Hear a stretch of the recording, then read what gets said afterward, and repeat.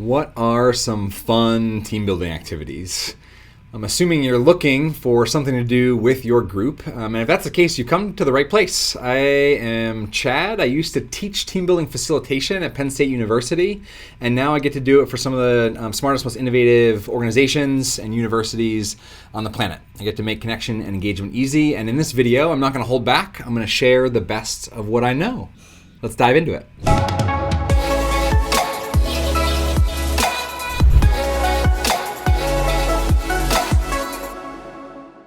All right, so in this video, I'm going to share a visual framework that's going to help make any team building that you do much better. I'm also going to share 3 of my favorite exercises that I think get to the heart of connecting and building team and teamwork, a sense of cohesion and camaraderie as quickly as possible. And better yet, I'm going to share a really clever way to access a database of 500 plus collaborative learning, interactive team building games that you can actually search based on how much time you have, how many people are in your group, and the exact purpose of what you want to accomplish, whether you want to build trust and empathy or problem solve or just break the ice.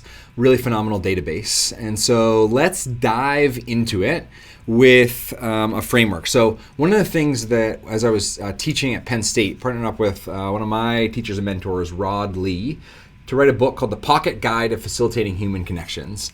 The first third is like a master's degree in team building facilitation in like 12 pages. And then the last half are 20 different team building exercises, etc. So I'm going to share a sneak peek into some of those so you don't have to buy the book, but you can get lots of value. So the model that I want to share right up front is, and some of you may be familiar with, is this comfort zone model. So you see, when we're leading team building, team development experiences, the most fun and impactful experiences happen in that learning zone, right? So we want to get people outside of their comfort zone, but we don't want them to stretch too far into a place of panic.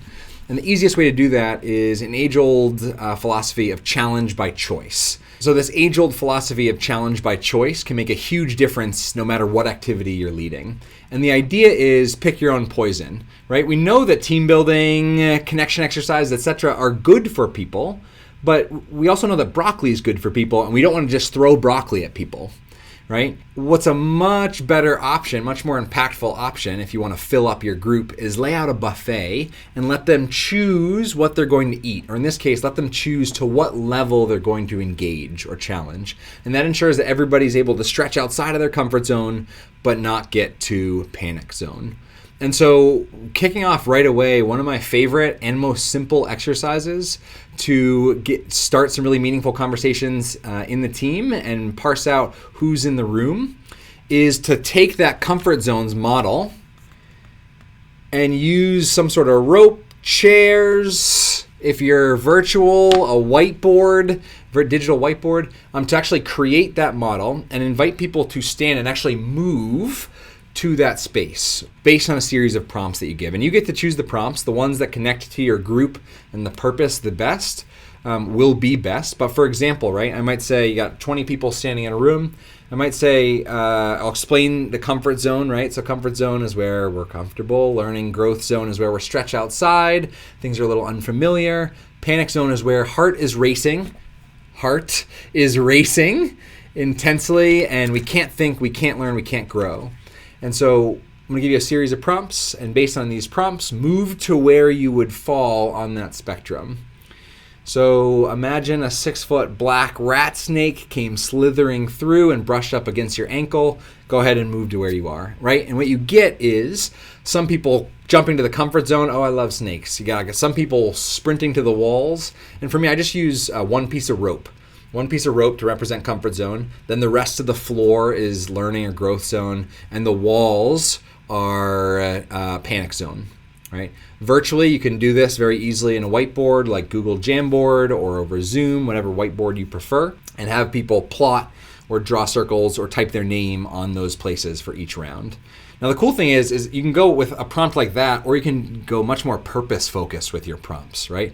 So if you work with low-income youth, right, stand on the spectrum where you would be if you walked into a home and it looked not like your home, right? Things were really disorganized. You were stepping on things. There was a smell to it maybe, right? Whatever that is, stand where you would fall on that spectrum. So the most valuable prompts will be connected to your purpose. So the activity is simply called comfort zones. Having people move around is round one or phase one.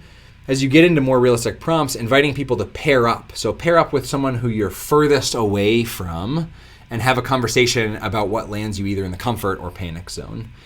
Allows for a lot of cross-collaborative sharing, cross-functionally and cross-comfort levels. Right, so you can also say, if you're trying to map out introverts versus extroverts, stand where you would be on the spectrum, walking into a room full of 100 strangers and nobody you know. Right? When you see that parse out, right, you get to pair up and match up introverts with extroverts. You get to have a conversation about that dynamic, how it affects your organization, etc. Just loads of debrief ideas there. So simply comfort zones. Number 2 comes from the very age-old game of rock, paper, scissors, shoot. Some of you may have experienced that in varying degrees. Culturally, it's different depending on where you're at. And so you need to teach the group the basics of rock, paper, scissors, shoot. But this activity is called Rock-Paper-Scissor Olympics. And in this idea, and I don't know why, I've done this even with 250 healthcare professionals who were like a little bit stuffy, to be honest. And when we did this exercise, they just ignited, broke out of their shells. It's like adults turn into little kids, and little kids just have a blast. So it's a pretty universally appealing game. And the idea is you play rock, paper, scissors, best out of 3, one-on-one. However, the catch is when you beat that person, they are recruited to be on your team, right? And now they're cheering for you. And so you're inviting the person to go behind you and cheer you on as you go face your next opponent. And so even in a room full of 250 people, after about 5 to 10 minutes, maybe even less, you get down to a final 2. You have this very loud cheering back and forth, and somebody from somebody's team wins, and it just creates this. It's a huge energy booster. Great to do after lunch in particular. And if you want to debrief it, you can, but I typically use it as an energizer. It's not for every group, but when it's well timed, it can be really great. You can do it virtually in some creative ways. You got to be creative of how you do that over Zoom breakouts and whatnot, but you can do it virtually if you apply a little creativity. So before we get into number 3, why don't I just give you 500 different team building exercises. So I've got a friend named Mark Collard based in Australia. He's created this phenomenal site called Playmeo.com. And if you go to Playmeo, him and I linked up and partnered to give you all access to this giant database of 500 plus searchable group exercises.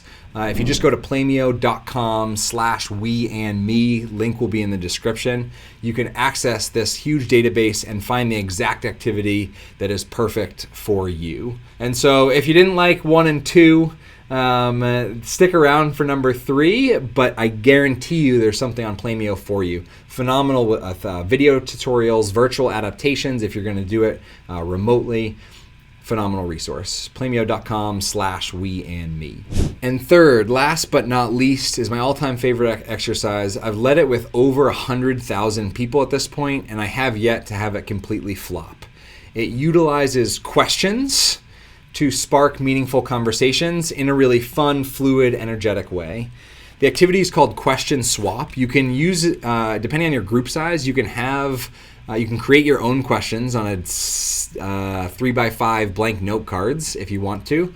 And there's this really lovely deck of We Connect cards that are designed for this exact purpose. I spent with a team of people 2 years boiling down and doing research on these 60 questions in particular. And these questions in particular help accelerate trust, but maintain that level of connection in a non-threatening way. And so the questions look like this. They've got questions on one side, actions on the other. The box comes with a link with 10 different video tutorials that you can do, but my all-time favorite exercise is called Question Swap, and very simply, you give everybody a question, invite them to pair up with the person they know least in the room, ask the question on their card to the person across from them, listen to their response, that person asks them their question, swap cards, toss your hand in the air, signaling that you're looking for somebody new. And the reason that I love the mechanics of that so much is it creates so much choice for the types of conversations you wind up in, because the cards are color-coded as well, right? So even if you're going to make your own, I'd invite you to create some color code so that people have choice in the types of questions that they have. And beyond that, it allows people to be in conversations for as long or as little as they want to.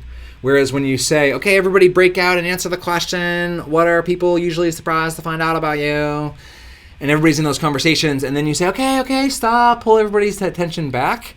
It's a total energy killer, because some people want to keep going. Some people already finished and are kind of awkwardly waiting around. Whereas with this question swap dynamic, it's a really beautiful fluid swapping. They can swap when they're done, not when you think they're done.